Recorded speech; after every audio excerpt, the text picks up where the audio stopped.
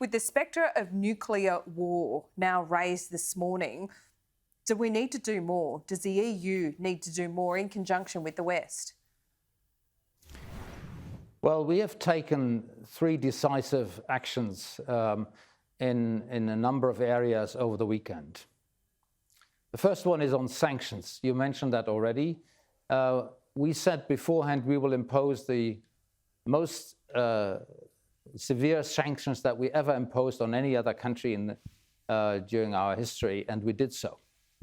The first sanction package was around 5 areas. They're all key for the Russian economy. It's financial services, energy, it's dual use and modern technology access, it's visa and travel, and it's transport.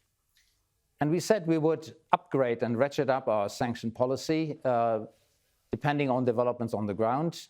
And you mentioned now quite rightly that we've now decided to cut off Russian banks from the SWIFT system and will freeze assets of the Russian National Bank, central bank.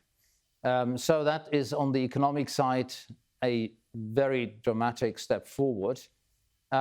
Secondly, we also decided that Ukraine needs more help.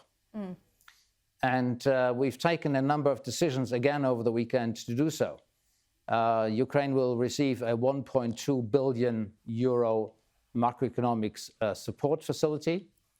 We've decided to purchase lethal weapons through a peace facility that is run by the European Commission. Member states have decided to change their long-standing policy in order to be able to send arms to Ukraine, and that is happening already.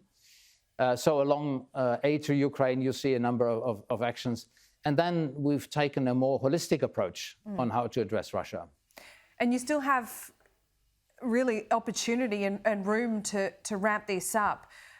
Riddle me this. We see Russian billionaires who've arguably been made rich at the assistance of Vladimir Putin, still parking their $100 million super yachts in the south of France or on the Costa del Sol in Spain.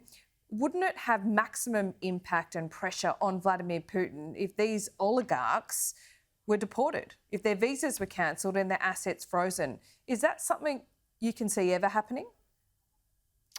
Indeed, I fully agree with your description here of the situation, and this is happening. We have already 700 individuals on a list for targeted sanctions. And mind you, that includes President Putin and Foreign Minister Lavrov, but it includes also a whole range of the oligarch, of the elite system around the current government.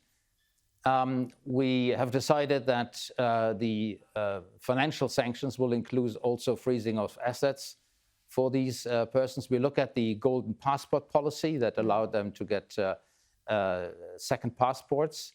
And we will target that group as well. And I think we will also need to cut through Russian propaganda. And that is the holistic approach that we are taking now. We are banning Russia Today and Sputnik as media here across the EU. We are banning aircraft to land and fly over the European Union. And we take a number of measures by international organizations to support them that don't have an economic significance, but that are of high symbolic value.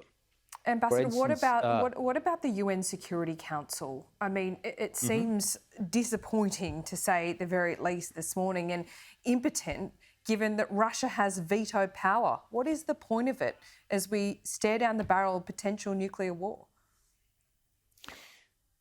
Well, the UN system is the one that we have set up to govern the international rules-based order. And that's why we've introduced a resolution in the United Nations Security Council.